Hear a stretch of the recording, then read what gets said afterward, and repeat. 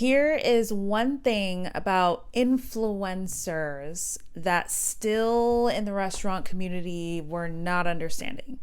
And I think as a whole, we can all learn from this. It's the idea that follower count and engagement is everything when it's not. When it comes to any type of collaboration, you want to work with people that have brand alignment. What does that mean? So you want to work with people who share the same beliefs as you. Sometimes that might mean working with an influencer who's in food, who cares about food, who's telling stories about restaurants. They're not just like, hey, look, I ate here, I ate there, and rattling off a long list, but like they're taking their time with the story, right? It could look like that. It could also look like maybe there's an influencer that talks a lot about sustainability, and maybe your restaurant is a sustainable zero waste restaurant, and now there's a synergy there, right? So it's like, what is the connection point? It can't just be that they're popular and that they have a lot of followers.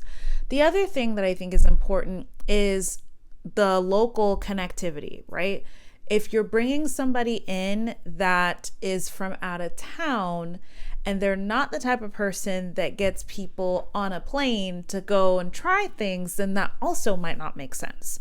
Right? You're better off working with someone with 2,000 followers and they're in your neighborhood, and they could easily just send a text and get 20 people to show up somewhere. That's going to make a big difference to your restaurant that seats 100 people and is, if you do 200 covers, you're wiping sweat off your forehead, right? So like honestly think about what the metric of success actually is and get out of just looking at the numbers and look at the quality. It's worth it to work with a creator that has hardly any followers, but if their quality is amazing and you know that in a collaboration post, it would perform really well for you, that would be worth it, because we know that creating content is hard. And sometimes you don't have the capabilities to tell a story a certain way, the way that someone else can.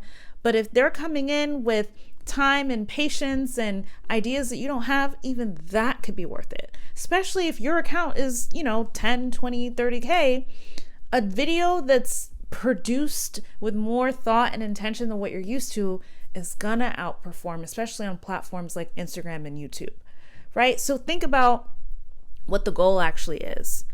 And can this collaboration, and I'm using that word intentionally, actually help you get closer to that goal? Worry less about the numbers and more about alignment, and see how the next collaboration actually goes for you.